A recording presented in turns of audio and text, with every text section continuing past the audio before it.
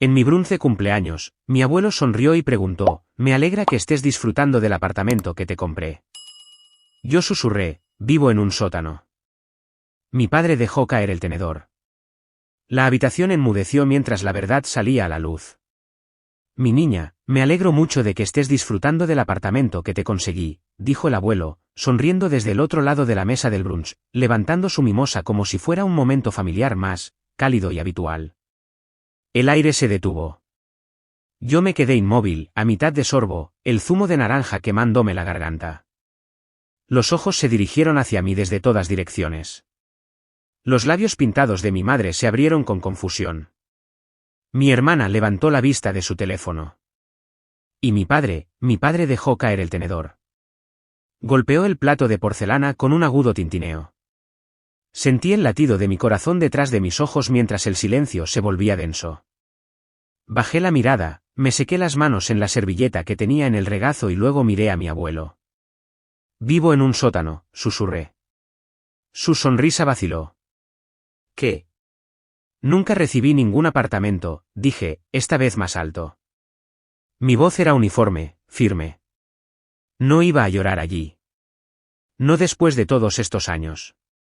Un silencio cayó como una nube de tormenta. Lo sentí en mis huesos.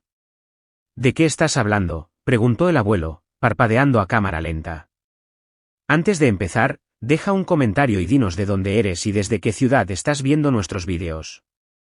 Y después de ver todo el vídeo, no olvides decirnos qué harías en esta situación. Sé honesto. Dímelo en los comentarios de abajo. Leemos cada comentario. Empecemos». La habitación cambió. Mi madre alcanzó su café, sus manos temblaban lo suficiente como para derramar una gota. Mi hermana dejó de masticar. Papá tosió, luego tomó su vaso de agua como si tuviera algo atascado en la garganta. «¿Verdad? Tal vez». Los miré a todos. «Nunca me enviaste nada, abuelo», dije de nuevo con calma. «He estado viviendo en un sótano sin ventanas durante 4 años. El único regalo que he recibido de esta familia en una década fue el silencio». «Espera, un momento», dijo el abuelo, empujando su silla unos centímetros hacia atrás. «Le transferí el pago inicial a tu padre hace 4 años. Me dijo que te sorprendió con él después de la graduación». Mi boca se secó. Un escalofrío me recorrió la espalda, pero me obligué a respirar. El rostro de papá se había puesto pálido. «Cenicienta», mi madre se volvió hacia él lentamente. «Dijiste que la ayudaste a encontrar un lugar bonito en el centro», susurró ella, con la voz tensa. «Papá», pregunté, fijando mis ojos en él. Se movió incómodo. «Yo quise hacerlo». «No», lo interrumpí. «Quisiste quedártelo». Un jadeo se escapó de los labios de alguien. El abuelo se recostó en su silla, los labios apretados, los nudillos blancos contra el borde de la mesa. Parecía haber recibido un puñetazo. Yo me senté más recta, mi voz firme pero cortante. «Me dijiste que trabajara más duro, que dejara de esperar limosnas. Todo ese tiempo, me dejaste fregar los suelos de otras personas mientras tú te embolsabas el dinero que estaba destinado a darme un comienzo». El aire ahora era venenoso. Denso, caliente. Crepitaba con verdades no dichas. Me levanté, con las manos aún temblorosas, el corazón latiéndome con fuerza. No iba a decir nada hoy, pero ya que estamos celebrando cumpleaños, tal vez sea hora de que todos dejemos de fingir. Y salí. Detrás de mí, las sillas chirriaron al ser arrastradas. Pasos torpes. No me detuve. El pasillo fuera del restaurante estaba tranquilo, pero la rabia que me hervía dentro no lo estaba en absoluto. Todavía podía sentir cada par de ojos sobre mí desde esa mesa. La sorpresa, la culpa, la incomodidad que finalmente merecían. No lloré. Esta vez no. Cuando llegué al estacionamiento, escuché pasos detrás de mí. Rápidos. «Cale, espera», gritó el abuelo. Me volví. Parecía más viejo que hacía 20 minutos.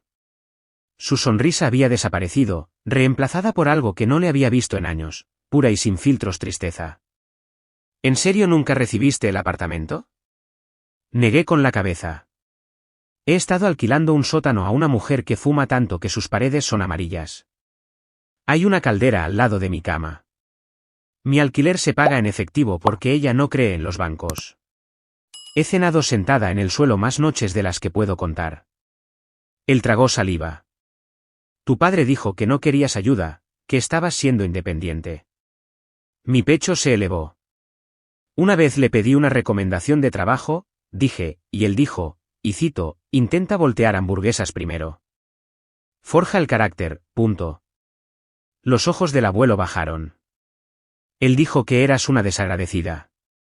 Que te mudaste a la casa de tus sueños sin siquiera darle las gracias. Una risa amarga se me escapó. No sabía que había algo por lo que darle las gracias. Se frotó una mano por la cara y suspiró. Confié en él. No respondí. El silencio se prolongó, pero no lo sentí. Luego dijo algo que me sorprendió. Quiero arreglar esto. Me crucé de brazos. ¿Cómo?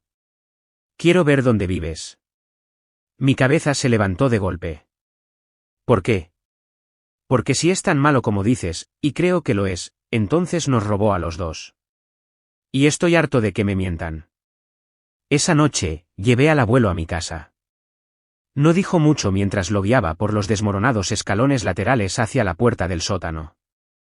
La bombilla del techo parpadeó mientras la abría. El olor a cigarrillos viejos y moho nos recibió. Me hice a un lado. Bienvenido a mi palacio.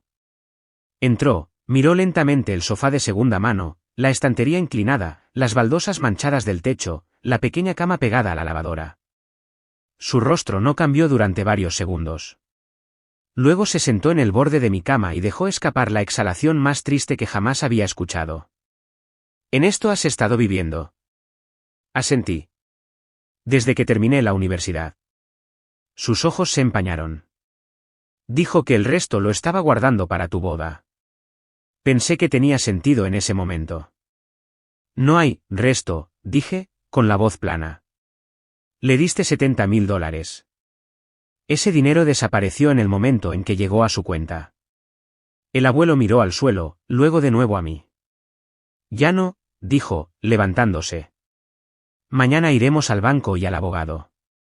Y después de eso, creo que tu padre y yo tenemos que tener una conversación muy larga. No sonreí, pero por dentro algo se movió, un cambio, como si finalmente hubiera roto el cristal a través del cual todos los demás me habían estado observando. A la mañana siguiente, me desperté con el olor a café quemado y el sonido del abuelo hablando por teléfono con su abogado.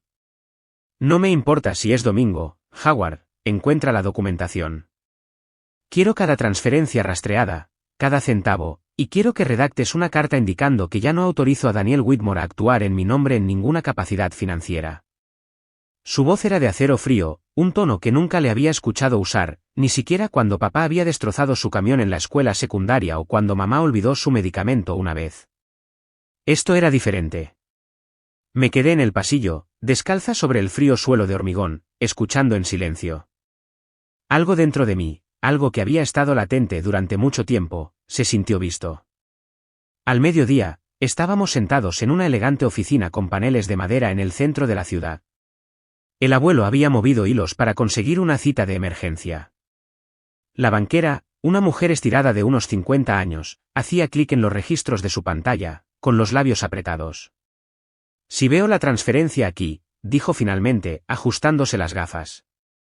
De la cuenta del señor Whitmore a Daniel Whitmore, su hijo, marcada como regalo para el apartamento de Cale. Nos giró el monitor. La fecha estaba allí, la cantidad exacta. Todo lo que el abuelo dijo era cierto. Luego hizo clic de nuevo. Mi corazón se encogió. Mostraba otra transferencia 5 días después, donde mi padre había movido la cantidad completa a una cuenta de inversión separada bajo su nombre. Ni una mención de mí, ni una nota, ni nada. Mis manos se cerraron en puños sobre mi regazo. El abuelo miró la pantalla en silencio, luego preguntó con voz tranquila, ¿puedo obtener una copia impresa de todo eso? Sí, señor. Cuando ella se alejó, se volvió hacia mí. Te traicionó y me mintió. Esto no es solo un drama familiar, Cale. Es un robo. Asentí lentamente. No te preocupes, añadió. Yo me encargaré. Pero negué con la cabeza. No, dije en voz baja. Nos encargaremos. Esa tarde, fuimos directamente a casa de mis padres. Hacía años que no ponía un pie allí. La misma casa donde solía decorar cupcakes con mamá. Donde papá una vez me enseñó a andar en bicicleta antes de que empezara a ignorar mis llamadas. Donde mi hermana hizo una fiesta la semana que me mudé y dejó mis cosas en el césped. El abuelo tocó el timbre. Papá abrió, medio confundido, medio molesto. Sus ojos se abrieron cuando nos vio a los dos. Necesitamos hablar, dijo el abuelo, con voz firme. Estoy algo ocupado. Siéntate. El abuelo no levantó la voz. No necesitaba hacerlo. Mamá se quedó en segundo plano, con el ceño fruncido. Mi hermana se asomó por la escalera, sintiendo la tensión como un buitre. Todos nos reunimos en la sala de estar. El abuelo colocó una gruesa carpeta sobre la mesa de café. Papá ni siquiera la miró. Entonces el abuelo soltó la bomba. Me dijiste que Cale estaba viviendo en ese apartamento que le compré. Pero el dinero nunca llegó allí. Tú lo tomaste. Lo robaste. Y le mentiste a tu hija y a mí. Papá se rió nerviosamente. Vamos, papá. ¿Estás exagerando esto? Ella ha estado viviendo en un sótano, espetó el abuelo. Comiendo en el suelo, trabajando en 2 empleos, mientras tú usabas su dinero para engrosar tus inversiones. Lo estaba guardando para su futuro. No, mi voz cortó, aguda. Simplemente no mientas de nuevo. Me dijiste que era vaga, que tenía derecho, que no merecía ayuda. Mientras tanto, tú vivías del dinero que estaba destinado a darme una oportunidad. La mandíbula de papá se apretó. El abuelo abrió la carpeta y le deslizó los papeles. Ya hablé con Howard. Tomaremos acciones legales si es necesario, pero vas a devolver cada centavo. Y vas a explicárselo a la familia en el próximo brunch. No más secretos. No más fingir que eres un padre noble. Mamá susurró, Daniel, dime que esto no es cierto. Él no dijo nada. Silencio. Entonces el abuelo se volvió hacia mí. Te mudarás conmigo la semana que viene. Ya llamé al agente inmobiliario. Te encontraremos un lugar adecuado para vivir. Miré a papá por última vez. No pudo mirarme a los ojos. El hombre que una vez me dijo, nunca lo lograrás sin mí, parecía pequeño ahora, encogiéndose bajo el peso de la verdad. No me sentí victoriosa. Me sentí libre, y eso era mejor. El siguiente domingo, el brunch se celebró en el mismo restaurante, en la misma mesa, con las mismas caras, pero todo había cambiado. Ya no estaba sentada cerca del final, apretada entre un cubo de hielo y una silla que no coincidía. Esta vez me senté junto al abuelo, en la cabecera. Su mano descansó ligeramente sobre la mía mientras esperábamos a que llegaran todos. Cuando papá entró, parecía haber envejecido 5 años en una semana. El habitual encanto falso de su rostro había desaparecido. Mamá se mantuvo cerca de él, con los labios apretados y tensa. Mi hermana llevaba gafas de sol en el interior como si no quisiera ver lo que estaba a punto de desarrollarse. El abuelo se puso de pie antes de que alguien pudiera fingir que era un domingo normal. Seré breve, dijo, su voz aguda y lo suficientemente fuerte como para que toda la sala se callara. He invitado a todos aquí porque la semana pasada me enteré de que se cometió una grave injusticia en mi nombre. Hace 4 años, envié dinero, mis propios ahorros, para ayudar a Cale a comenzar su vida adulta. Me dijeron que lo recibió. Me dijeron que estaba prosperando. Se giró ligeramente hacia mí. Eso fue una mentira. La habitación se quedó en silencio. Un camarero se quedó inmóvil a mitad de un vertido. Levanté la vista, sintiendo de nuevo el ardor detrás de mis ojos, pero me contuve. No se trataba de lágrimas. Ya no. El abuelo continuó, Daniel tomó ese dinero. Lo invirtió, lo escondió y luego dejó que su hija sufriera en silencio, haciéndola sentir indigna, vaga y dependiente, todo mientras fingía ser un padre responsable. Una oleada de murmullos recorrió a los miembros de la familia sentados a nuestro alrededor. Mi tía jadeó. Mi prima parpadeó con fuerza, claramente uniendo las piezas. Mi padre se movió en su asiento. El abuelo se giró completamente hacia la hora. Nos traicionaste a los dos. Y a partir de este momento, no tocarás ni un céntimo más de mi patrimonio. Todos los bienes, todos los fideicomisos, todas las futuras transacciones, todo se está reestructurando. Has perdido ese privilegio. Luego, lentamente, el abuelo sacó un documento doblado de su chaqueta y lo colocó suavemente frente a él. Quiero que leas esto en voz alta. Papá miró el papel como si fuera veneno. La voz del abuelo se agudizó. Ahora. Sus manos temblaron al abrir la carta, y cuando comenzó a leer, su voz se quebró con cada frase. A mi familia, le robé a mi hija, Cale Whitmore. Tomé fondos destinados a su futuro y mentí sobre su propósito. La he agraviado a ella, a mi padre y la integridad de esta familia. Acepto toda la responsabilidad y devolveré la cantidad completa dentro de 6 meses. Lo siento profundamente. Cuando terminó, solo hubo silencio, sin aplausos, sin jadeos, solo una respiración pesada y colectiva. Y por primera vez en años, miré a mi padre y no me sentí pequeña. Me sentí vista. Y esa noche, de vuelta en casa del abuelo, estuve con él en el porche bajo las estrellas. Todavía no puedo creer que nunca hayas pedido nada, dijo. Ya no pedía, respondí suavemente. Él asintió. Siento no haber comprobado antes. Yo no, dije después de una pausa. Porque ahora sé quién está realmente de mi lado. Sonrió débilmente. No vas a volver a ese sótano. Lo sé. Te encontré un lugar, añadió. En el centro. Suelos de madera clara, ventanas de verdad. Me reí en voz baja. Eso ya suena a una mansión. ¿Te lo mereces? Tal vez sí. Pero más que nada, merecía dejar de luchar por las migajas. El nuevo apartamento tenía ventanas de suelo a techo. La primera mañana que me desperté allí, el sol entró a raudales como si me hubiera estado esperando. No oí a mi casera maldiciendo a su perro a través de la pared. No oí las tuberías gimiendo junto a mi cabeza. Solo silencio. Paz. Me senté en el borde de mi nueva cama, una cama de verdad, no un futón de segunda mano, y miré el perfil de la ciudad. No estaba acostumbrada a ver el cielo así. No estaba acostumbrada a sentirme segura. Ese día, empecé algo que había enterrado años atrás. Abrí mi portátil, desempolvé la carpeta que solía mantener escondida detrás de solicitudes de empleo y facturas. La carpeta etiquetada diseños. Dentro estaban los bocetos y diseños que una vez soñé que se convertirían en mi carrera, antes de que el mundo me convenciera de que la estabilidad importaba más que la pasión, antes de que mi padre mirara mi portafolio y dijera, es lindo. ¿Pero cuándo vas a ponerte seria? Ahora, me puse seria.